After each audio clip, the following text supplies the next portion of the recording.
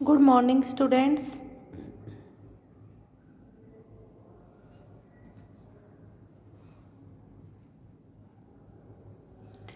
आज हम कक्षा चौथी विषय हिंदी उप विषय पाठ नंबर 17।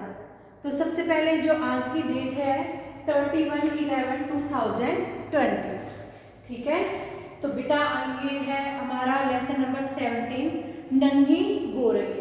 ये लेसन हमने कल रीड किया था, इसके वर्ड मीनिंग और मौखिक प्रश्न उत्तर किए थे हमने कल।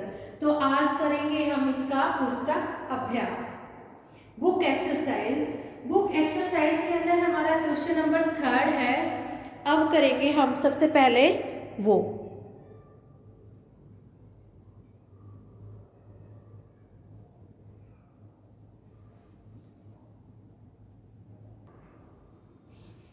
तो बेटा ये है हमारा क्वेश्चन नंबर 3। आग लगने पर सभी पशु पक्षियों ने क्या किया? जब जंगल के अंदर आग लग गई थी तो तब जितने भी पशु पक्षी थे वहां पर उन्होंने क्या किया?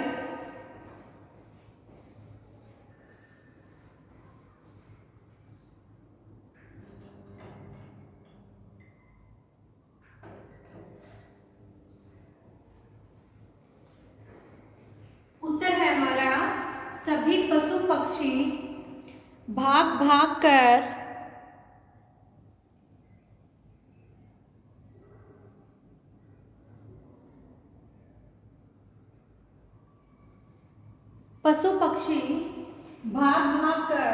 आग को बुझाने का प्रयत्न होता है प्रयास कर रहे थे ताकि इसके बुरे परिणाम से बचा जा सके।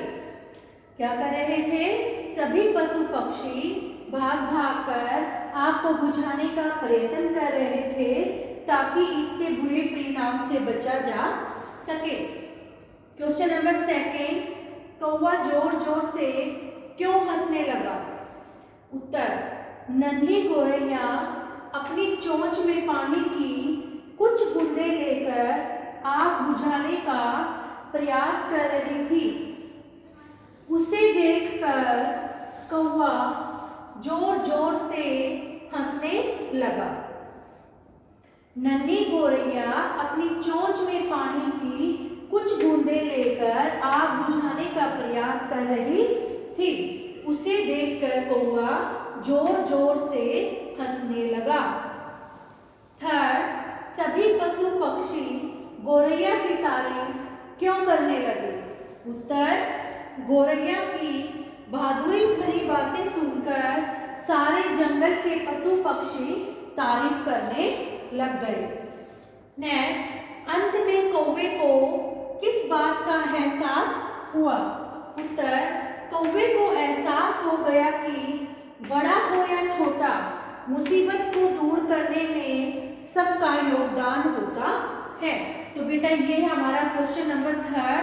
तो इसके ये 4 क्वेश्चन थे, ये आपने बुक के अंदर ही राइट करने हैं और इनको फिर क्या करना है, आपने लर्न करना है। लर्न करने के बाद सब बच्चे रिटन प्रैक्टिस करेंगे, ठीक है। अब जो हमारी और एक्सरसाइज रहती है उसको कंप्लीट करेंगे।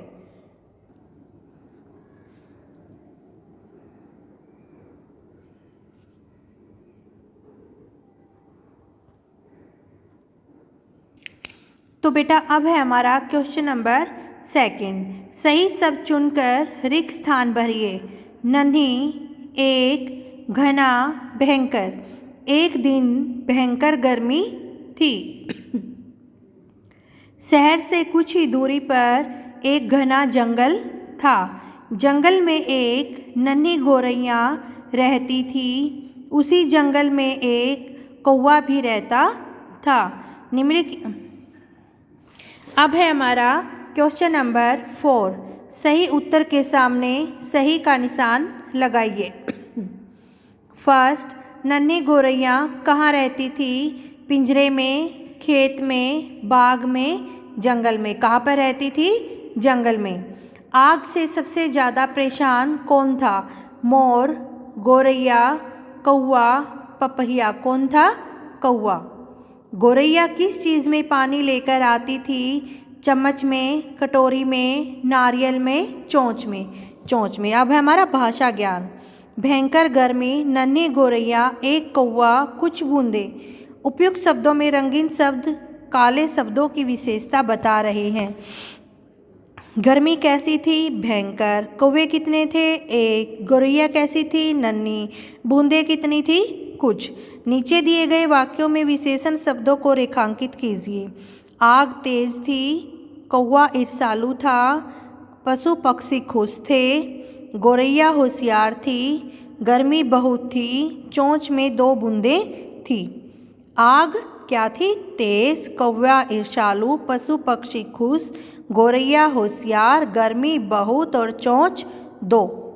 ये क्या है इनकी विशेषताएं। कौवा गौरैया से जलता था, पूरा जंगल जलता था।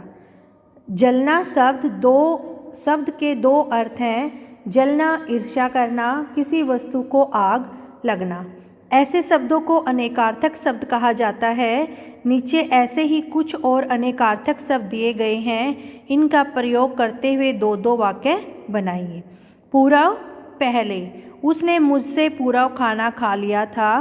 पूरव, उनका घर पूरव की ओर है। मगर, मगर, एक होता है मगर जल का जीव, एक होता है मगर परंतु लेकिन। हमें नदी में बहुत सारे मगर देखे। हम घर से तो जल्दी निकले थे मगर समय पर पहुंच न सके। भाग, भाग, एक भाग होता है भागना, एक भाग होता है हिस्सा या अंश।